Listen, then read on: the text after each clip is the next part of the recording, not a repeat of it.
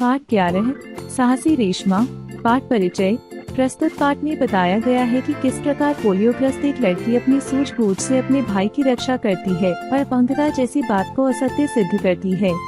यह कहानी बताती है कि यदि मन में साहस हो, कुछ करने की इच्छा हो तो मार्ग में आने वाली बाधाएं स्वतः ही दूर हो जाती हैं।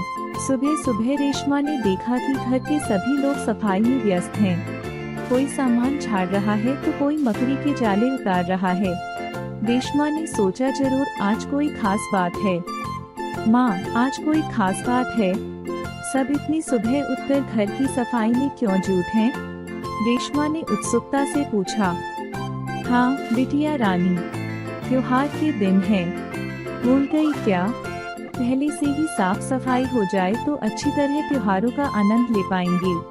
माँ ने प्यार से रेशमा की गाल सहलाते हुए कहा। ओह, मैं तो एकदम भुलक्कड़ हो गई हूँ। पर माँ, आपने मुझे तो कोई काम सौंपा ही नहीं। मैं क्या करूँ बताओ माँ। अच्छा चलो, पहले नहा धोकर तैयार हो जाओ, फिर बताऊंगी बहुत से काम। माँ, मैं भी आपकी मदद करना चाहती हूँ, रेशमा ने रुआंसे स्वर में कहा। मदद तो मैं जरूर लूंगी, मैंने तुम्हारे लिए कई काम सोच रखे हैं। नहा धोकर नाश्ता कर लो, फिर बताऊंगी।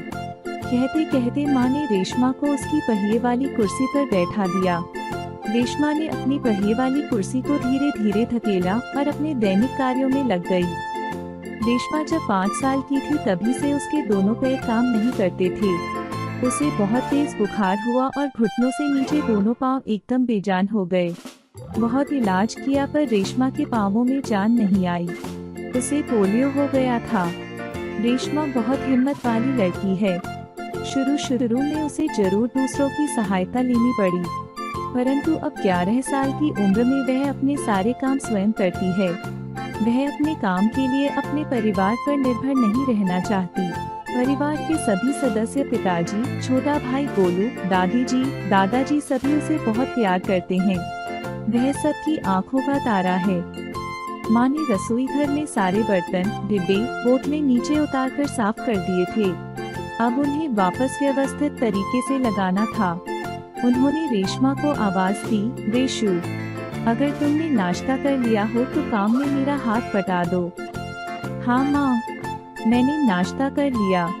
दूध का मेवे वाला दलिया बहुत अच्छा बना है। माँ, मैं हाथ धोकर अभी आती हूँ। रेशमा अपनी कुर्सी को धकेलते हुए रसोई घर में पहुंची। रेशमा माँ को बर्तन, डिब्बों पर लेबल लगाकर पकड़ाती गई और माँ उन्हें व्यवस्थित ढंग से सजाती गयी। रसोई घर फिर से चमचमाने लगा।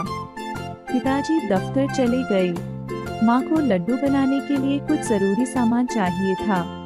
गोलू तो बहुत छोटा है। दादी जी, दादाजी बहुत बुजुर्ग हैं। अब सामान लाए कौन? माँ परेशान थी। रेशमा ने कहा, माँ सामान मैं ले आऊंगी, बस आप मुझे सामान की लिस्ट और एक थैला दे दीजिए। तुम ले आओगी? वे इस सर्कमफ्लेक्स से जाओगी अकेली? माँ ने पूछा। हाँ माँ, एक बार पहले भी तो लाई थी। रेशमा की आवाज में दृढ़ता थी। तो ठीक है, तुम ही ले आओ, लेकिन ध्यान से जाना। सारा सामान नुक्कड़ वाली दुकान से ही मिल जाएगा। थोड़ी देर बाद रेशमा सारा सामान लेकर लौटी। उसने गोलू को आवाज दी, गोलू, यह लो तुम्हारे लिए टॉफी लाई हूँ। गोलू टॉफी पाकर खुशी से उछलने लगा। कुछ ही दिन बीते थे। एक दिन शाम को रेशमा का घर दियों के झिलमिल प्रकाश से जगमगाने लगा। पूरा मोहल्ला जगमगा रहा था। जहाँ देखो वहाँ रोशनी ही रोशनी थी। क्या जमीन क्या आसमान। दादी जी ने बताया कि दीपावली अंधेरे पर उजाले की जीत का त्योहार है। बुराई पर अच्छाई और असत्य पर सत्य की सदा जीत होती है। इस दिन राम रावण को पराजित कर अयोध्या लौटे थे। इसी खुशी में यह त्योहार मनाया जाता है। रेशमा और गोलू बड़े ध्यान से दादी जी की बातें सुन रहे थे। परिवार के सभी सदस्य, पिताजी, छोटा भाई गोलू, दादी जी, दादाजी सभी उसे बहुत प्यार करते हैं। वह सबकी आंखों का तारा है। माँ ने रसोई घर में सारे बर्तन, डिब्बे, बोतलें नीचे उतारकर साफ कर दिए थे। अब उन्हें वापस व्यवस्थित तरीके से लगाना था। उन्होंने रेशमा को आवाज दी, रेशु, अगर तुमने नाश्ता कर लिया हो तो काम में मेरा हाथ बटा दो। हाँ माँ, मैंने नाश्ता कर लिया। दूध का मेवे वाला दलिया बहुत अच्छा बना है। माँ, मैं हाथ धोकर अभी आती हूँ।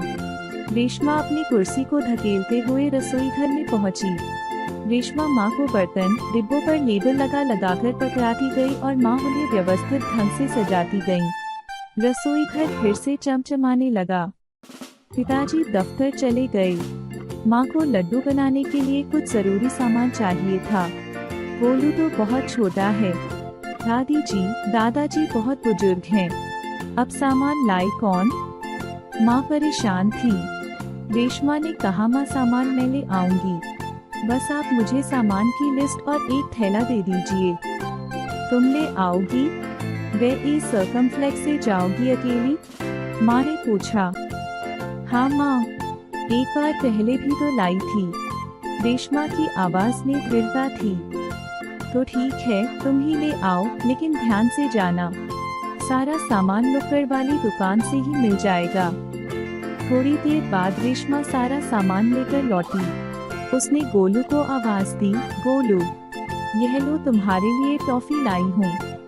गोलू टॉफी पाकर खुशी से उछलने लगा। कुछ ही दिन बीते थे। एक दिन शाम को रेशमा का घर दियों के झिलमिल प्रकाश से जगमगाने लगा।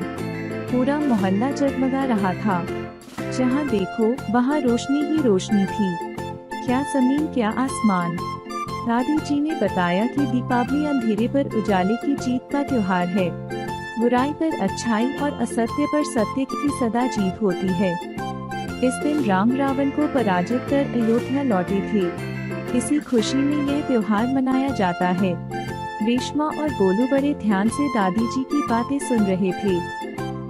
शब्दार्थ, वर्ड मीनिंग, व्यस्त, काम में लगे हुए, बिजी, खास, विशेष, स्पेशल, उत्सुकता, तीव्र इच्छा, ईगरनेस, आनंद, खुशी, हैप्पीनेस, दैनिक, दिन भर के, डेली, बेजान, बिना जान के, निर्जीव, लाइफलेस, बुजुर्ग, बड़े बूढ़े, एल्डरली, दृढ़ता, मजबूती, दृढ़ होने का भाव, रिजिडिटी, बाधा, रुकावट, इम्पेडिमेंट, परिश्रम, मेहनत, लेबर।